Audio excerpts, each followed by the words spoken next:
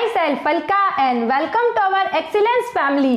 चलिए friend, start करते हैं हमारी आज की वीडियो, जिसमें हम जानेंगे पैकेजिंग का महत्व और इसके कार्य। जब हम किसी वस्तु को क्या कर देते हैं, पैक कर देते हैं, चाहे प्लास्टिक से, लकड़ी से या कागज के गत्ते से या फिर कांच से, किसी भी तरीके का जब हम किसी वस्तु पर आवरण चढ़ा देते हैं, ठीक है, जिससे क्या फायदा होता है, तो हमें फायदा है कि वस्तु सुरक्षित रहती है, उसे एक स्थान से दूसरे स्थान आसानी से ले जाया जा सकता है। उस वस्तु को अगर धूप, नमी या किसी भी प्रकार से कोई नुकसान होता है तो उससे बचाया जा सकता है, ठीक है। उसकी गुणवत्ता को यथावत रखा जा सकता है, मतलब बनाते समय वो जितनी अच्छी थी, जितनी ताजा और फ्रेश थी, 10 दिन बाद, 1 महीने बाद जब उसका उपयोग किया जा रहा है तब भी वो उतनी ताजा और फ्रेश लग रही है। तो ऐसे अपन बता सकते हैं पैकेजिंग के महत्व के बारे में, ठीक है फ्रेंड्स। तो स्टार्ट करते हैं अपनी वीडियो, जिसमें फर्स्ट हम महत्व जानेंगे, फिर हम कार्य के बारे में समझेंगे, ठीक है फ्रेंड्स। तो देखो, महत्व में कौन कौन से पॉइंट्स हमें बताए हैं। जैसे बोला है पैकेजिंग के महत्व के बारे में, स्वास्थ्य एवं स्वच्छता बनाए रखने का ऊंचा होता है इसमें स्तर पैकेजिंग से। मतलब वस्तु क्या होती है, एक तो जैसे निर्मित करते समय थी, 10 दिन बाद या 1 महीने बाद उपयोग कर रहे हैं तब भी वैसी है, तो उससे हमारे स्वास्थ्य पर किसी प्रकार का बुरा प्रभाव नहीं पड़ रहा। स्वयं सेवाएं दुकान, नवीनता के अवसर और उत्पादों का विभेदीकरण, मतलब वस्तु पहचानने योग्य हो जाती है, जो व्यापारी होते हैं, विक्रेता होते हैं, वस्तु को बेचने में उन्हें आसानी होती है। ऐसे कुछ पॉइंट्स बताए गए हैं महत्व को लेकर। तो एक एक करके हम इन चारों पॉइंट को समझने का प्रयास करेंगे, ठीक है। फर्स्ट हम यहाँ जानेंगे स्वास्थ्य एवं स्वच्छता का ऊंचा होता स्तर, इसका क्या अर्थ है। तो इसने बताया है देश में लोगों का जीवन स्तर ऊंचा होता जा रहा है, जिसके कारण अधिक से अधिक लोग अब पैक की हुई वस्तुएं ही खरीदते हैं। इससे वस्तुओं में मिलावट की संभावनाएं कम से कम रहती है, ठीक है। आज अपन हर एक वस्तु के पैकेट देखते हैं, तो एक और तो क्या है, वस्तु का पैकेट खरीदने का फायदा क्या है, लोगों को आसानी है कि वो बोलते हैं कि कुछ वस्तु है, आज विभिन्न प्रकार की वस्तु खुली भी मिलती है और पैक भी मिलती है, जैसे सूजी या मैदा, इनका पैकेट भी आता है और ये वस्तुओं में खुली भी मिलती है। तो लोग पैकेट लेना क्यों पसंद करते हैं, ताकि उन्हें किसी प्रकार की उसमें असुविधा ना हो, जैसे वो उन्हें लगे कि हाँ ये पैकेट फ्रेश है और हम इसे अच्छे से उपयोग में कर सकते हैं, उसमें किसी प्रकार के कीड़े वगैरह का उन्हें डाउट नहीं रहता है, ठीक है। साथ ही साथ इसके अलावा आज हर एक वस्तु को पैक करके भेजा जा रहा है, जो व्यक्ति के कामों में कमी भी ला रहा है। पहले वस्तु खुली मिलती थी तो उनकी बिनाई करने में, मतलब उनको बीनना, मतलब साफ करना भी तो होता था, तो आज इन सुविधाओं से भी छुटकारा दे दिया पैकिंग ने हमें, ठीक है। तो क्या हो रहा है, स्वास्थ्य एवं स्वच्छता का स्तर इसमें ऊंचा हो रहा है।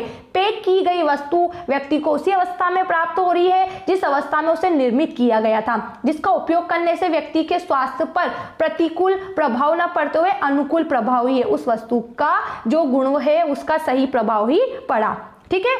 दूसरा, स्वयं सेवा दुकानें, स्वयं फुटकर दुकानें आजकल बहुत लोकप्रिय हो रही है, विशेषतः बड़े शहरों एवं कस्बों में। इसके कारण व्यक्तिगत विक्रय के माध्यम से बिक्री संवर्धन की पारंपरिक भूमिका अब पैकेजिंग निभा रही है। स्वयं सेवा दुकानें मतलब कि दुकान का जो व्यक्ति है वो क्या कर रहा है, आज वो खुद भी वस्तुओं को पैक करके भेज रहा है और उसमें 2, 3 या 5 रुपए एक्स्ट्रा वो क्या कर रहा है, कमाने लगा है। और फुटकर व्यापारी है, ठीक है, जो कि गलियों में जाकर वस्तुओं को बेच रहे हैं, वो भी पैकेजिंग का फायदा उठाकर क्या कर रहे हैं, वस्तुओं को गलियों में जाकर बेच रहे हैं। तो आज सभी के लिए हितकर है, बेचने वाले के लिए भी पैक की हुई वस्तु का महत्व है, तो उस वस्तु को उपयोग करने वाला या उस व्यक्ति का खरीदार, जो क्रेता या ग्राहक, जो उपभोक्ता है, उसके लिए भी फायदा है, ठीक है।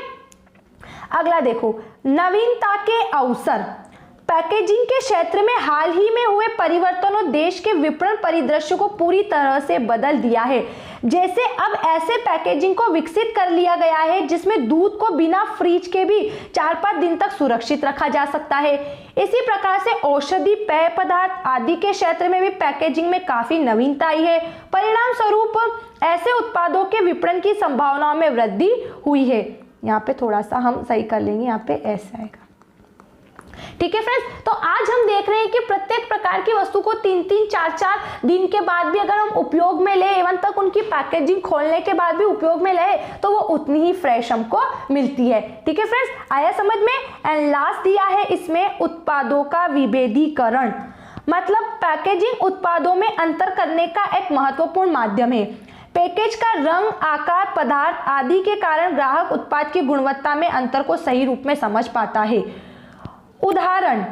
उदाहरण के लिए किसी उत्पाद के पैकेज को देखकर जिसे रंग, रोगन अथवा बालों का तेल इसमें रखे उत्पाद की गुणवत्ता का कुछ अंदाजा लगाया जा सकता है। मतलब कि आज पैकेजिंग इतनी अट्रैक्टिव होने लगी है कि आधा तो व्यक्ति उसकी पैकेजिंग को देखकर ही वस्तु खरीदने के लिए क्या हो जाता है, तैयार हो जाता है। ठीक है फ्रेंड, तो कुछ ये फायदे हैं पैकेजिंग के। आप इसके अलावा भी लिख सकते हो कि वस्तु को सुरक्षित रखने का काम करता है पैकेजिंग। वस्तु को एक स्थान से दूसरे स्थान पे ले जाने में क्या होती है, सहायता मिलती है। वस्तु की गुणवत्ता यथावत रहती है। वस्तु का उपयोग आसानी से किया जा सकता है। ग्राहकों और विक्रेता दोनों को पैकेजिंग का लाभ होता है। ऐसे अनेक पॉइंट्स हम इसको लिख सकते हैं इसके। ठीक है फ्रेंड्स, अब हम देखते हैं इसके कार्य। ठीक है, कि पैकेजिंग के क्या कार्य है। तो बोला फर्स्ट, सुरक्षित रहती है वस्तु।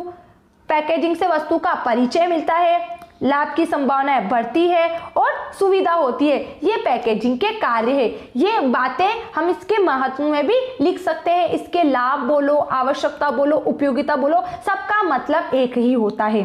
ठीक है फ्रेंड्स, तो देखो यहाँ इसके 4 पॉइंट बताए गए हैं, जिसमें फर्स्ट है सुरक्षा, कि पैकेजिंग का मुख्य कार्य उत्पाद को सुरक्षित रखना है, अर्थात उत्पाद को धूल, पानी, नमी, कीड़ों तथा मिलावटों आदि से बचाता है। कौन? पैकेजिंग। और महत्व में भी लिख सकते हैं कि पैकिंग का क्या महत्व है, वस्तु को सुरक्षित रखा जा सकता है पैकेजिंग से। और कार्य में भी लिख दो कि पैकेजिंग का क्या कार्य है, वस्तु को पैक क्यों किया जा रहा है। तो वस्तु को पैक उसको सुरक्षित रखने के लिए पैक किया जा रहा है, उसकी गुणवत्ता को यथावत रखने के लिए किया जा रहा है। जो धूप, नमी या कीड़े, ऐसी बातों से उसे बचाया जा रहा है जिस बातों से वस्तु को नुकसान है। ठीक है। सेकंड, परिचय। जहां प्रतियोगी निर्माताओं के उत्पादों के आकार प्रकार में कोई विशेष अंतर नहीं होता, तब ऐसी स्थिति में उन उत्पादों की पहचान के लिए पैकेजिंग एक श्रेष्ठ माध्यम बन जाता है। अर्थात पैकेजिंग से उत्पाद को परिचय मिलता है। मतलब कि हमने पढ़ा है इस चैप्टर में ब्रांडिंग को लेकर कि एक वस्तु को बनाने वाले अनेकों व्यक्ति है, हजारों लाखों व्यक्ति। हम किसी को मना नहीं कर सकते, किसी एक व्यक्ति को एक वस्तु का उत्पादन करने का अधिकार नहीं है। तो ऐसी कंडीशन में आज व्यक्ति अपनी वस्तु का एक परिचय भी दे सकता है पैकेजिंग के माध्यम से।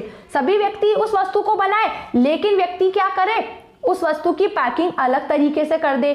कुछ व्यक्ति जैसे अपनी वस्तु को एक चौकोर बॉक्स में पैक करते हैं, तो कुछ इस तरीके से कर सकते हैं, कुछ इस तरीके सिलेंडर के रूप में कर सकते हैं, कुछ ट्रायंगल रूप में कर सकते हैं। ठीक है, ऐसे अलग अलग तरीके को वो अपना सकते हैं। कुछ स्टाइलिश उसकी डिजाइन होनी चाहिए, क्योंकि आज पैकेजिंग को सबसे ज्यादा इफेक्ट किसका पड़ता है, उसकी बनावट पर।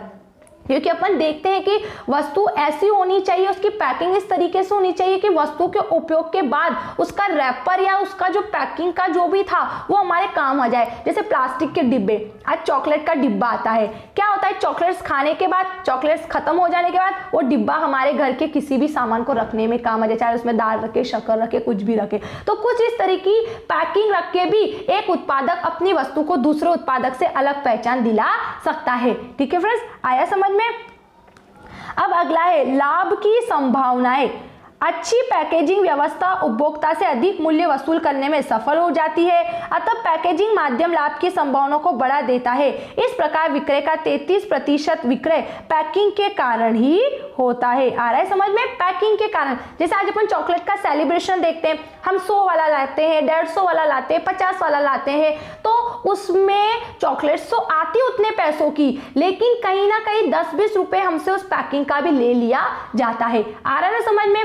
प्रत्येक प्रकार की वस्तु उसकी इतनी अच्छी पैकिंग की जाती है कि पैकिंग से अट्रैक्ट होकर व्यक्ति उस वस्तु को खरीद लेता है, जबकि उसके अंदर जो वस्तु होती है वो उतना फायदा नहीं दिलाती। बहुत से व्यक्ति क्या करते हैं, पैकिंग से आकर्षित होते हैं, चलो इस वस्तु को ले लो, वस्तु के बाद इसका डिब्बा हमारे काम आ जाएगा, या इसका रैपर हमारे उस चीज में काम आ जाएगा, इसके रैपर से हम ये वेस्टर्न थ्रो जो चीजें होती है उससे कुछ अच्छी चीजें बना सकते हैं। तो ऐसे बहुत सारे आइडियाज होते हैं जो व्यक्ति को क्या करते हैं, वस्तु खरीदने के लिए आकर्षित करते हैं। और एक निर्माता जो होता है वो अपनी वस्तु को पैकिंग भी इसी उद्देश्य से करता है कि लोग वस्तु को तो खरीद रहे, साथ ही साथ इसकी पैकिंग इस तरीके से करूं कि इस वस्तु में इस पैकिंग का मूल्य भी शामिल कर दूं, तो भी लोग हंसते हंसते मुझे इसका पैसा दे दे। ठीक है। एंड लास्ट है फ्रेंड्स इसमें सुविधा।